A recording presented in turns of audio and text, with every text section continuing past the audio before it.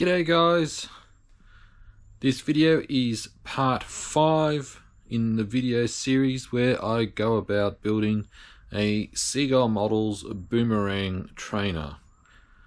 Now this video is going to be the last video in this series and everything's gone along pretty well, so really this video is really just wrapping up the build, doing the last couple of steps before we can do the very first flight. So what I'll do is we'll go over to the table and I'll do a quick recap of what I've done and we'll go from there.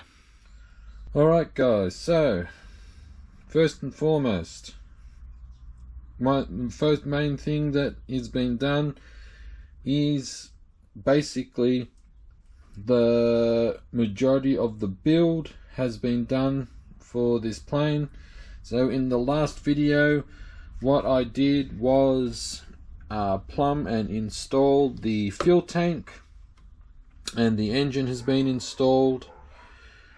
Over the back here I have installed the vertical and horizontal stabilizers for the model, so that is being done. For the main wing I have also, I'll just carefully flip it over, I have also installed the plywood plate, servo plate. Now I can't remember if I covered it in the previous video, but with this plate here, as you can see, it's got like a T shape, and if you look closely here you can see some of the wood. It doesn't matter which side you do, but when you install your servo you will need to cut out a small section of the wood on the actual wing itself. So that way when you stick your servo in, you got a little notch here for the servo lead to come out. So that is that.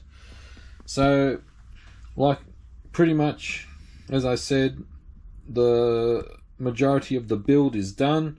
So what needs to be done now is to put the rest of the hardware on, which is very little. So we need to install the control horns, we need to install the control rod clamps for the servos.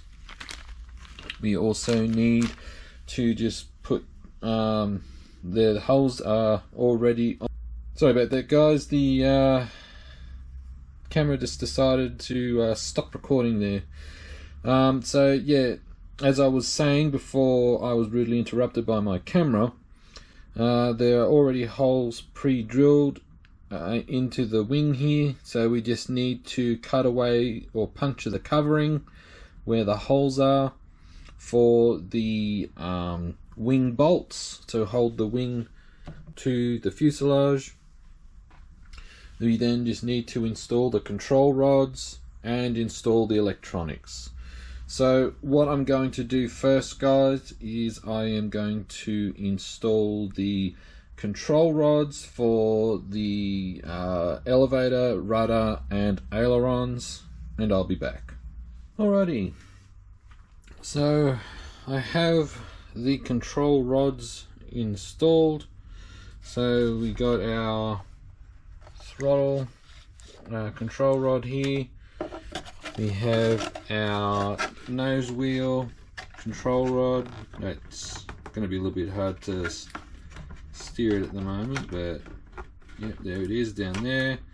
So we got that, and we have our rudder, and our elevator is actually underneath here, you can't see it at the moment.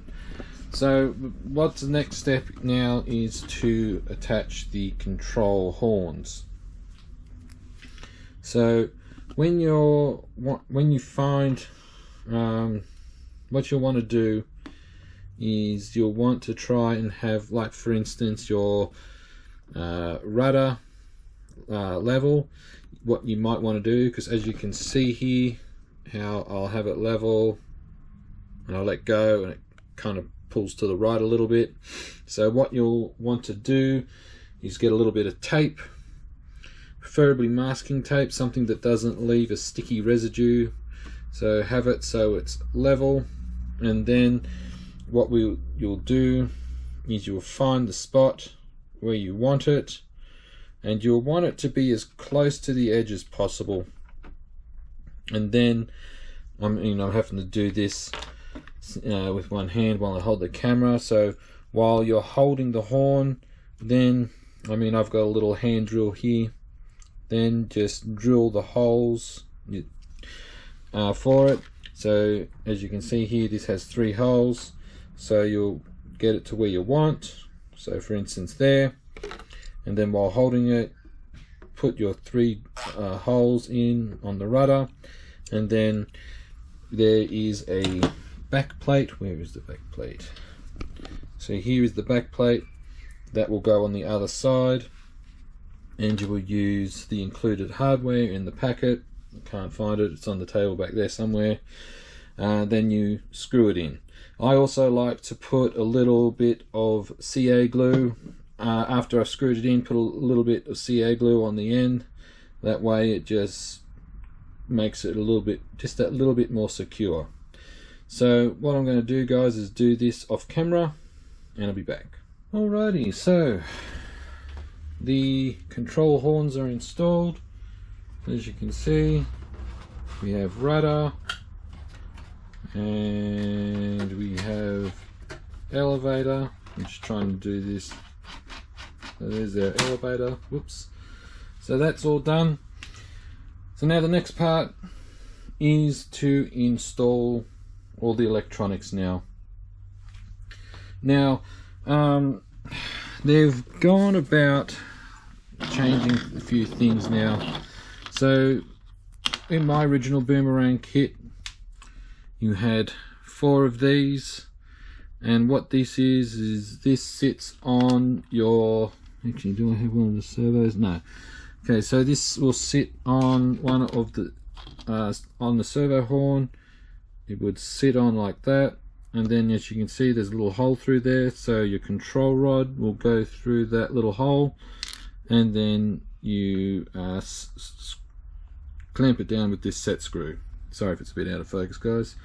However, they've opted for only supplying 2 of these, and you have for instance your throttle and your steering nose wheel. You bend the wire, because it's thin wire, you bend it into the servo horn holes, and then it clamps on with this. I don't really like that, so I've got a couple of old servo horns with these already on. So one will be for throttle, the other will be for the elevator, and then the 2 supplied will be on this servo for the rudder and steering nose wheel.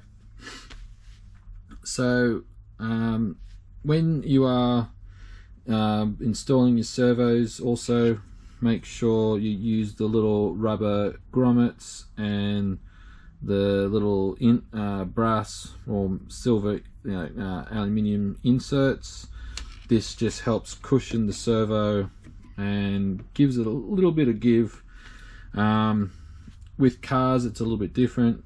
You want more direct control, I guess you could say, but with airplanes, with all the vibrations and that, with some of the models, like especially bigger models, yeah, make sure you use your little rubber grommets included with the servo. So what I'm going to do, guys, is I will install all the electronics off camera, and then I will go through with you what I've done, and we'll go from there. Well, guys, here we are. This is, best I can say, finished. Now, when I say best as I can say, now there are a few little things to do, but before I get to that, I will go through with you what I've done, what's completed. So as I mentioned, I've done the control horns and the control rods for elevator, rudder, throttle and nose wheel. I have also done the control rods for the main wing. If I just carefully, so as you can see here, I have the aileron servo installed and the control rods installed as well. We have the servos installed. Now I'm using, for the control surfaces, I am using high-tech HS645MG servos. Now I know, yes, I know, those that do know will know that these servos are overkill for this model, especially the throttle servo. It is a high-tech HS635 HB. It's a high torque servo. I know guys that know, I know it is overkill. However, these are the servos that I had on me, and this is what it is. So yeah, 645s for control surfaces, 635 for the throttle. I am using a high-tech Aurora 9 radio. This radio, it is fairly old, but it is still good, and while it does have quite a few bells and whistles on it, it is good enough and simple enough for my father to use, and easy enough so he doesn't get confused with all the controls. I'm using also a high-tech heavy duty switch. I like to use heavy duty switches. They can handle the current. Also, the receiver is an high-tech Optima 6 2.4 gigahertz receiver, 6-channel, and yeah, that's about it, guys. So what needs to be done to complete this is I need to balance the model. Now I'm not going to go about doing like doing it on camera or off camera. I will do this off camera. However, the balance is the CG of the model. So the instruction manual here will tell you where to measure from the leading edge of the wing back. That's where your balance point will be on the wing.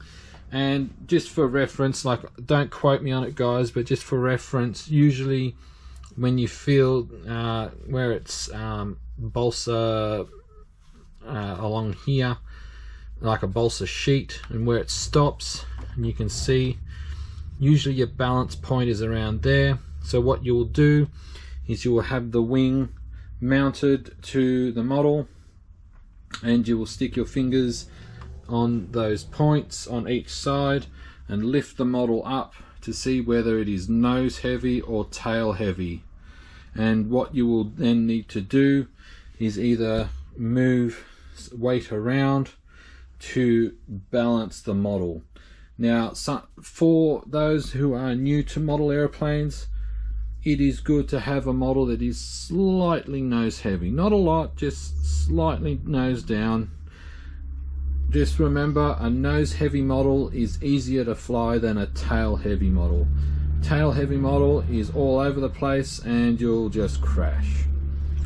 So, and what you might need to do is, if space is limited, because what I've done here is the receiver is under in between some foam. It's sandwiched in and packed in so to absorb vibration. Same with the receiver battery. I'm using a nickel metal receiver battery. It's a Eneloop, a Sanyo Eneloop 5-cell pack, and I've got that battery pack as far forward as I can get it. And if need be, what I might need to do is slowly take this off, if need be. There's room up here for me to put some tire weights, so you can get lead weights, or you can just get rolls of lead from a hardware store. You can just use bits of lead weight to adjust the weight bias to get your model balanced. So really guys, that is the end of this video, and it is the end of this build series. I hope you enjoyed watching this series. As always, if you have any questions about the model, about the electronics that I've used, about the engine, or anything like that, or some of the techniques that I have used, please don't hesitate to comment. I will do my best to get back and reply to you. So the next video will hopefully be the first flight for this model. So until then guys, enjoy your hobby and cheers.